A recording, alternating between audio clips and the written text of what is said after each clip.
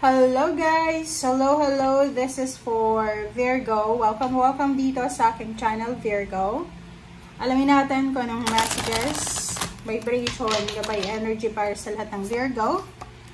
This is general reading, so please connect your intuition sa lahat ng baraha na lalabas dito sa readings ng Virgo.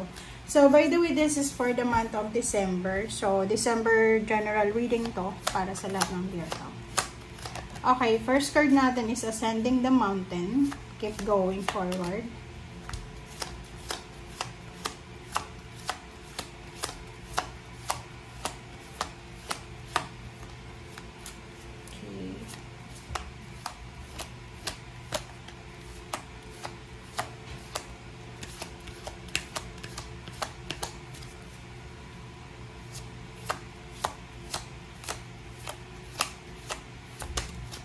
Keep going forward, Virgo. Dito sa barahang to, yung first card mo, parang ang sinasabi sa'yo dito is, ano man, Virgo, ang plano mo ngayong Disyembre or 2026, moving forward sa 2026, sinasabi ng barahan na gawin mo lang, just go with the flow. Okay? Everything is smooth sailing, so wala kang dapat na ipag-alala. Hindi ka dapat nagpapanik. Okay? So, sinasabi sa'yo dito ng barahan na you can you can plan lahat ng gusto mong gawin sa buhay mo. Okay? Everything is smooth sailing. So, lahat magiging maayos. This one, Ascending the Mountain, para siyang Six of Swords, diba? Like, kung may travel ka na plano, or gusto mong mag-level up yung buhay mo, yung pamumuhay mo, sinasabi ng baraha, tuloy lang. Ituloy mo lang kung ano yung ginagawa mo sa ngayon, kung ano yung nasimulan mo. Kasi synchronize yan eh. Maganda yung nangyayari sa buhay mo. So, huwag mong sayangin yung momentum. Just go with the flow lang. Okay.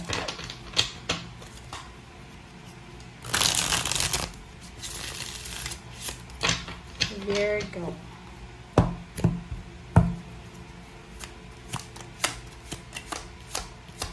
Okay. First two cards natin is the Tower and Five of Pentacles. Yun. This one is maybe this is your current situation. Maybe yung kasalukuyan mong sitwasyon ngayon is wala kang pera. Maybe you're financially struggling. You're financially parang may mga hardships ka, may mga obstacles and challenges ka.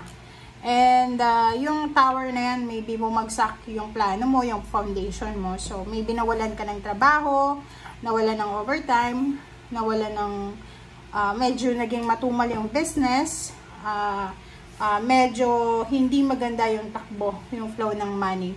Pero, sabi nga ng barahan na keep going lang. Okay? Kung ano yung kasalukuyan mong ginagawa, just go with the flow. And the moon, makinig ka sa sinasabi ng iyong intuition. Okay? Makinig ka, Virgo, sa kung ano yung sabi sa iyo ng intuition. Reverse na, Four of Wands, and then Knight of Cups. So, etong dalawang barahang to, this is a manifestation message na since reverse sila. If you are Virgo na kailangan mo ng tulong, if you need help, especially may asawa ka ba, may boyfriend, girlfriend, maybe kailangan nila ng tulong galing sa iyo, or ikaw yung kailangan ng tulong galing sa kanila, or maybe gusto mong humingi ng tulong sa kapamilya mo, sa kapatid mo, or sa magulang, or kung sino man, sinasabi ng baraha sa iyo na huwag kang masyadong mag-i-expect ng tulong ngayong December na to. Okay, Hierophant. So, sinasabi ng baraha sa'yo dito na may matatanggap ka na advice. Pero, if it's financial help, siguro wala. Ace of Wands. May isang tao dito or group of individuals na posibleng papasok sa buhay mo. So, maybe dati mo na silang kilala, or maybe acquaintance mo, or maybe kapamilya sila, na exciting yung partnership and collaboration na to. So, like, for example, ano ba yan? Friend, katrabaho na pwedeng magbigay sa'yo ng idea or advice sa kung ano man ang financial na struggle mo sa ngayon. Okay.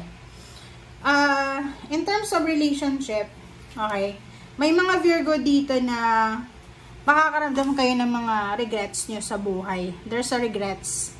May panginayang ka. Like for example, may maririminis ka this December, may maaalala ka. Like, maaalala mo yung tao na to na naging source of your happiness. Maybe last year, few years ago, 5 years ago.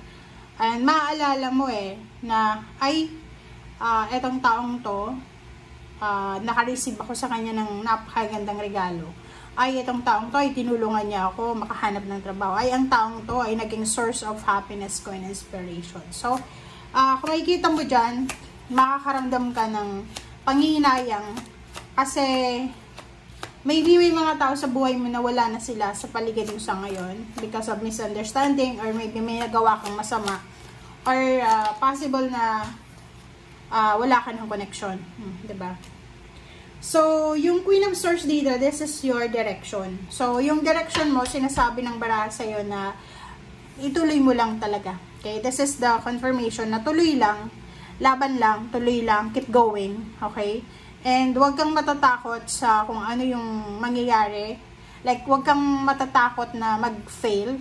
Okay? Kasi minsan, di ba, kaya ayaw nating gumawa ng desisyon or ayaw nating mag-decide kasi natatakot tayo na baka mali tayo. Mali yung decision making natin. And yung 5 of Cups na to, mayroon ka siguro na pinagdaan na tower moment.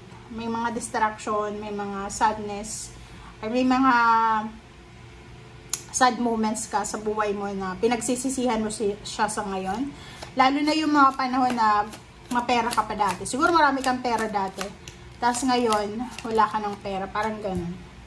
Okay, so 2 of Swords. So, there's decision making.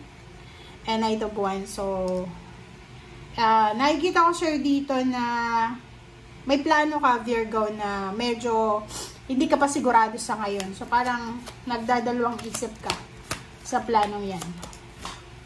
And last card mo dito is 3 of Swords. Oh, diba? Ang nakikita ko sir dito, there's a plan na medyo hindi ka masyadong 100% na sure sa planong ito. Kasi yun na nga, medyo natatakot kang masaktan, natatakot kang mag-try kasi iniisip mo na baka magkamali ka, natatakot kang subukan. Yun yung pinaka-message ng baraha. Okay, but yun nga, yung dalawang first message sa'yo, na kahit anong mangyari sa buwan ng December, just go with the flow, okay? Sundin mo lang kung ano yung flow ng buhay. Okay guys, thank you for watching. Bye!